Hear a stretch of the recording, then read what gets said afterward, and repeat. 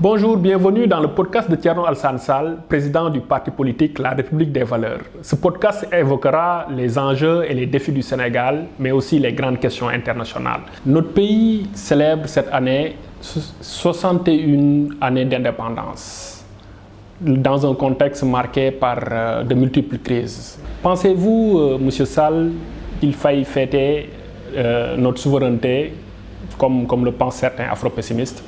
Oui, naturellement, la liberté est toujours, surtout pour une nation, est toujours un grand moment à célébrer. Et il vaut mieux être, comme disait l'autre, le cadavre d'un homme libre qu'un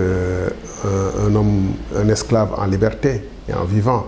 Donc sous ce rapport, nous devons être fiers de ce que nous soyons aujourd'hui capables d'imprimer à notre destin le cours que nous aurions éventuellement choisi. Mais il est certain que nous avons du mal encore à nous dépêtrer de la colonisation. Certains parlent de néocolonisation dont on voit les manifestations sous diverses formes.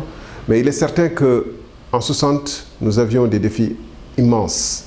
Après avoir traversé beaucoup de siècles d'acculturation, d'abrutissement, de lavage de cerveau, nous avions à construire une nation parce que la nation sénégalaise en tant que telle n'avait pas historiquement été une réalité dans un État et une république.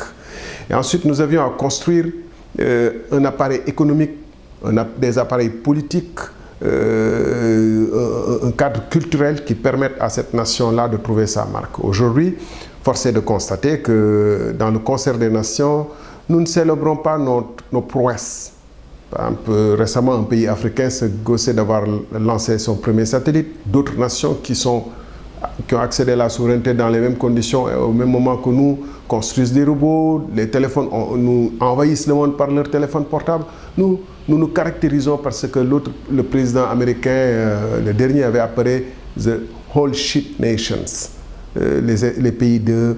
Je vous laisse le reste de l'expression. Parce que qu'est-ce qu'on voit à la face de la Terre? On voit nos enfants se noyer en Méditerranée. 20 000 personnes de 2014 à nos jours selon les sources des Nations Unies. Et le Sénégal figure au top 10 des pays dont les ressortissants se noient. On redécouvre en plein XXIe siècle des marchés à esclaves. Comme jadis, quand il y avait des marchés à esclaves à Tunis, à Rabat ou ailleurs, là c'est en Libye qu'on redécouvre des marchés à esclaves. Nos fils et nos États sont en train de se disloquer sous nos yeux, comme le Mali, la Guinée-Bissau. Et le Sénégal, récemment, avec les événements auxquels vous faites allusion, donne l'impression d'un bateau complètement ivre et d'une nation dont les coutures sont en train de se casser. Parce qu'on est en train de parler de phénomènes ethniques, etc., pour ne rien dire de tous les autres signes de putréfaction de notre nation. Puisque la justice n'a jamais réellement fonctionné, mais aujourd'hui il est clair que y a pas les juges eux-mêmes, le système judiciaire, des membres du système judiciaire eux-mêmes le reconnaissent. Le Parlement, on ne peut même pas dire qu'il y existe un Parlement au Sénégal, c'est une chambre d'enregistrement, mais la faillite la plus patente, c'est la faillite économique, qui fait que nous n'arrivons pas à nous nourrir, nous n'arrivons pas à produire à répondre à nos propres besoins au plan culturel, au plan intellectuel. Nous importons quasiment tout et c'est dommage que nous dussions aussi recourir à la langue française, même si on va tout à l'heure parler Wolof pour se faire comprendre par la majorité. Mais tout cela montre que les fruits n'ont pas tenu la promesse des fleurs. Et 60 ans après, ce n'est plus les grands débats que ceux qu'agitaient les Cheikh Anta Diop ou les Mamadou Dia. C'est des débats malheureusement de niveau beaucoup moins important, beaucoup moins élevé, qui secouent le Sénégal et le reste de l'Afrique et qui donnent à croire que nous ne sommes pas sur la bonne voie. Et il y a des signes extrêmement inquiétants, notamment cette jeunesse qui s'est levée récemment, qui s'est révoltée, qui a montré qu'elle existe, mais parce qu'elle est la grande oubliée de cette indépendance. On dit que la fête de l'indépendance est la fête de l'armée et de la jeunesse. Mais la jeunesse s'est rappelée récemment à Macky Sall et aux autres États africains.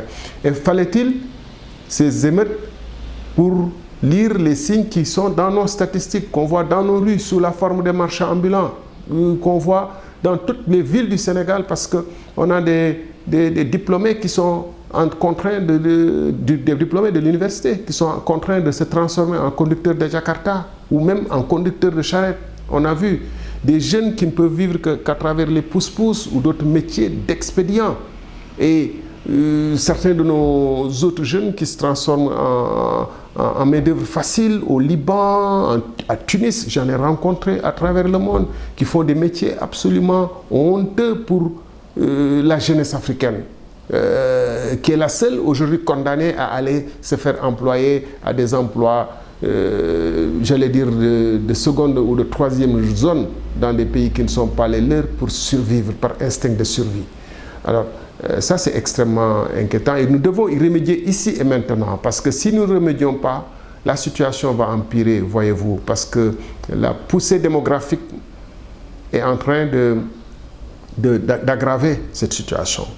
Aujourd'hui, les enfants qui ont moins de 15 ans représentent 40% de la population. Ça veut dire que 40% de la population, c'est des jeunes qu'il faut nourrir, qu'il faut soigner, qu'il faut éduquer, former et qui n'apportent pas grand-chose à la société. Mais si encore, il y avait parmi les 60% qui restent des capacités de production extrêmement élevées. Non, la population active, formée, représente, formée, je veux dire, qui a des qualifications réelles, représente un pourcentage infime de la population, celle qui est employée dans des emplois formels. Les autres se débrouillent, c'est la grande débrouillardise, c'est les marchands ambulants dont j'ai parlé, c'est les conducteurs de Jakarta, c'est tous ces emplois informels qui sont en réalité des emplois où la productivité est extrêmement faible, voire marginale. Alors que le monde actuel amorce une révolution où on aura de moins en moins besoin de la force physique, de moins en moins besoin de présence physique même, parce que les robots vont aller partout, y compris dans les champs, pour utiliser beaucoup plus de compétences et de qualifications. Et là également, nous avons largement failli. Ce qui est patent, c'est que des choix politiques et économiques erratiques nous ont menés vers la déroute de la nation sénégalaise. Quel autre facteur expliquerait les multiples difficultés que nous rencontrons en tant que peuple, en tant que pays? Oui, les choix économiques erratiques, pour juste reprendre votre expression, c'est en 62 quand on a éjecté Mamadou Dia, qui a vraiment été le seul à entreprendre une forme de transformation structurelle de l'agriculture sénégalaise, faisant que le monde rural et les actifs dans le monde rural représentaient 70% de la population à cette époque-là. C'est le seul qui a vraiment essayé. Et c'est symptomatique que quand on l'a évincé du pouvoir, la Chambre de commerce et les industriels de l'époque avaient sablé le champagne pour saluer son départ, c'est dire. Et depuis lors, on est dans des politiques économiques erratiques qui ne tiennent pas compte d'un autre facteur limitant extrêmement grave dont j'ai parlé tout à l'heure, c'est-à-dire la croissance démographique, pourtant qui aurait pu être une chance si, parce qu'on n'était que 3 millions au moment de l'indépendance, et la plupart de nos villes étaient sous-peuplées, et on avait des besoins énormes en termes d'investissement, en termes de création de richesses. Donc on avait besoin de bras. Mais encore fallait-il construire un appareil productif, ce qui n'a pas été le cas. Et dès lors, puisque le taux de croissance de la population était très faible le taux de croissance de l'économie était très faible par rapport au taux de croissance de la population, nous nous retrouvions dans une sorte de trappe. C'est-à-dire que le faible nombre d'actifs qui soient en mesure de produire effectivement devait nourrir un grand nombre de personnes qui n'étaient pas dans la production. Je vous donne un exemple simple. En 2030, il y aura le tiers de la population actuelle qui va s'augmenter. Un accroissement de 5,5 millions en valeur absolue, parce qu'en 2020, on était 16,9 millions d'habitants au Sénégal. Et en 2030, il y aura donc 5,5 millions de personnes supplémentaires à loger, à soigner, à nourrir, à éduquer. Il faut construire pratiquement le tiers de notre infrastructure actuelle en termes d'écoles, de postes de santé, de maternité, de routes, etc., pour pouvoir maintenir le même indice de développement actuel, qui est loin d'être satisfaisant. Et comment faire? Hein? Pour maintenir notre niveau de pauvreté actuel, je ne dis même pas l'améliorer, il faut, d'ici 10 ans, augmenter notre infrastructure, ou en tout cas améliorer les performances de nos infrastructures pour les hisser de 1/3 de plus de nos capacités actuelles. Et ça, c'est un défi colossal, parce que toutes ces personnes, ça aurait pu être des opportunités de créer des emplois nouveaux, parce que c'est des besoins nouveaux, etc. Mais encore faut-il que notre appareil de production puisse y répondre. Or, qu'est-ce qu'on voit? De 2012 à nos jours, on a emprunté près de 9 000 milliards de francs CFA, qui sont entrés où? Qui sont entrés dans des investissements qui ne sont pas producteurs de richesse. Certes, il y a eu augmentation de la capacité de forage, certes, il y a eu augmentation de l'électrification rurale, mais en termes de création de richesses qui puissent donner à manger, créer des emplois, faire des tableaux nouveaux, pour nous donner des recettes fiscales qui augmentent notre capacité à construire des écoles et à répondre aux besoins de postes de santé, absolument rien. Et le plus grave, c'est que aujourd'hui, chaque année, il y a 300 000 jeunes qui entrent dans le milieu dans le monde de l'emploi. Il y a à peu près 30 000 emplois formels qui peuvent être créés, bon an, mal an, et encore. C'est-à-dire que les 10%. Tout le reste, ils vont aller dans des emplois informels. Et je vous rappelle encore une fois que nous sommes dans un monde où la main-d'œuvre physique, c'est-à-dire la main-d'œuvre non qualifiée, aura de moins en moins de place, puisque les robots vont se substituer aux êtres humains et vont concurrencer les êtres humains. Même dans les champs, on aura des véhicules qui vont être conduits sans chauffeur. On aura des supermarchés qui vont évoluer sans caissière. On aura des stations-service qui vont se passer de pompistes, etc. Donc on va dans un monde où on aura de moins en moins besoin de métiers non qualifiés. Donc les défis qui attendent nos États sont immenses. Et les crises, comme celles qu'on vit, auraient dû être des moments de remise en cause profonde et de dialogue national important sur les choix stratégiques et de remobilisation du peuple pour se mettre enfin sur le rail.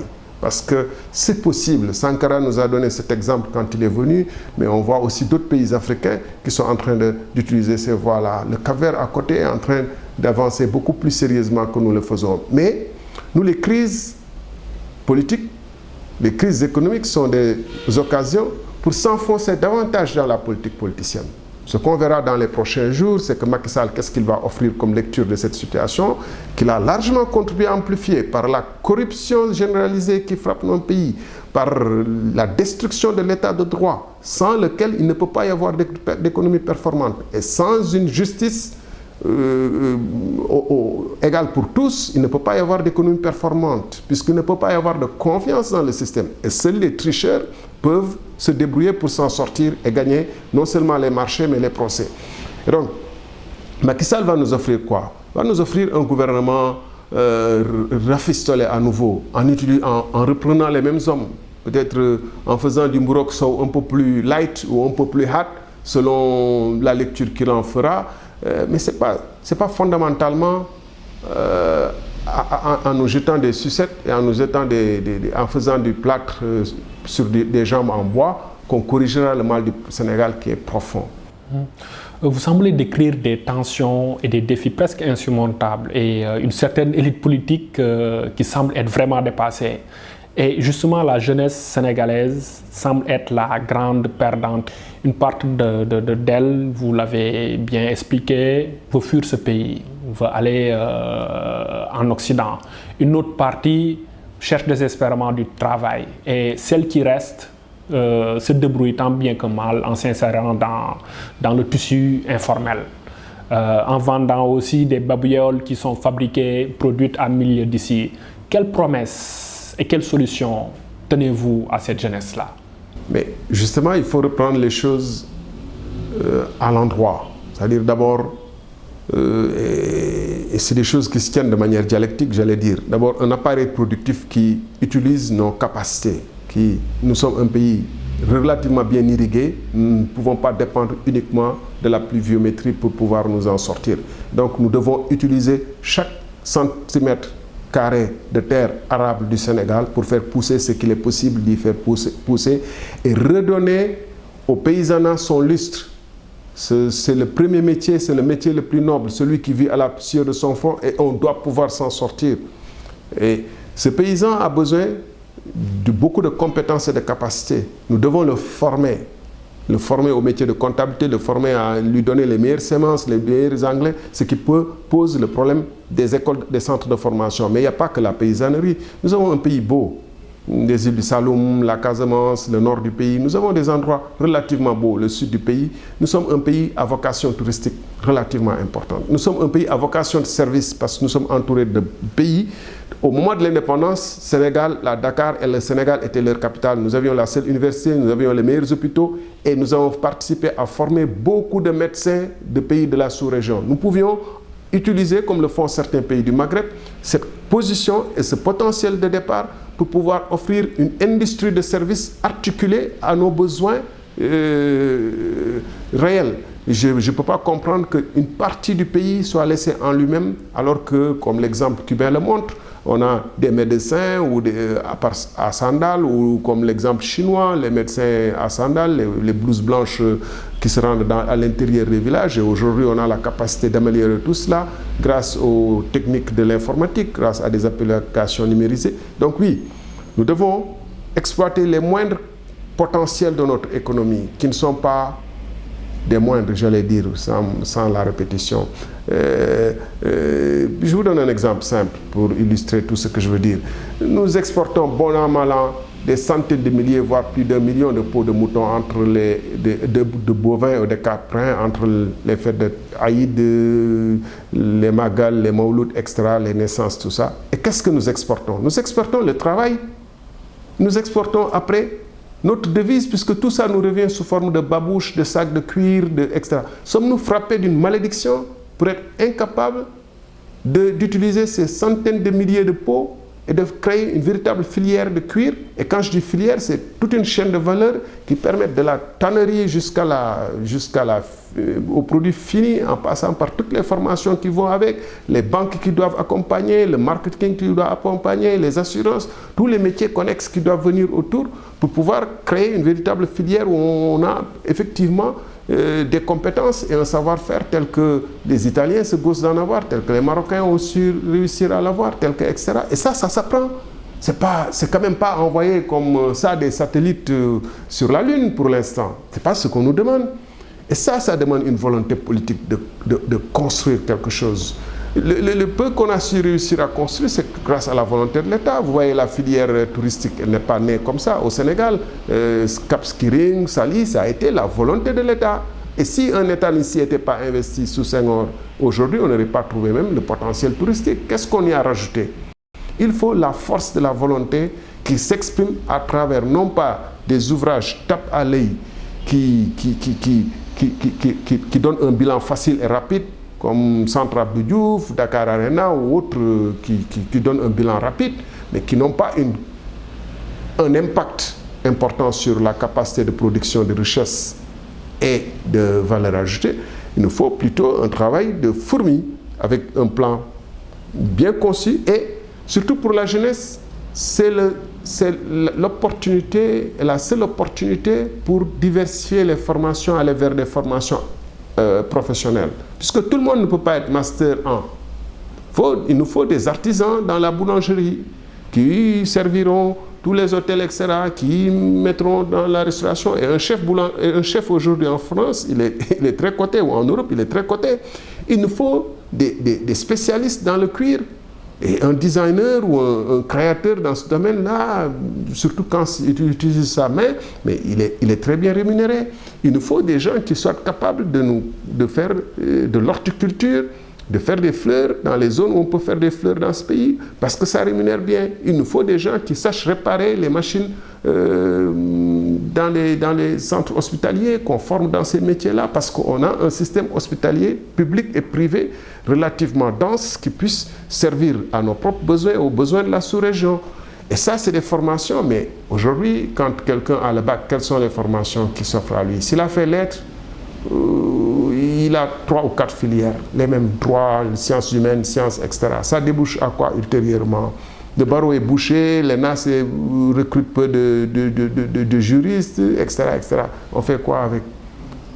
Les autres, ils vont dans les formations privées, c'est pour aller faire quoi? Quelle employabilité y a-t-il derrière? Et qu'est-ce que l'économie leur offre comme perspective? C'est pourquoi Macky Sall en est réduit à des expédients. Chaque fois qu'il est coincé, il sort une enveloppe des milliards qu'on nous annonce, mais dont il faut vérifier la réalité, pour des projets Johnny, qui n'ont pas de viabilité de plus de 2, 3 ans, 4 ans. La plupart des projets, si ça se savait depuis que la DIR, la direction à l'insertion, à la réinsertion, à l'emploi, jusqu'au projet des maîtrisages chômeurs, jusqu'ici, si c'était la panacée, ça serait su. On aurait vu les résultats.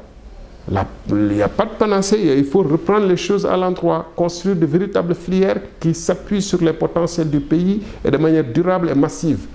Mais on ne peut pas donner des financements à des jeunes qui n'ont pas d'expérience, dont le débouché sur le marché du travail, quand même dans le domaine où ils s'inscrivent, les débouchés le marché est relativement serré.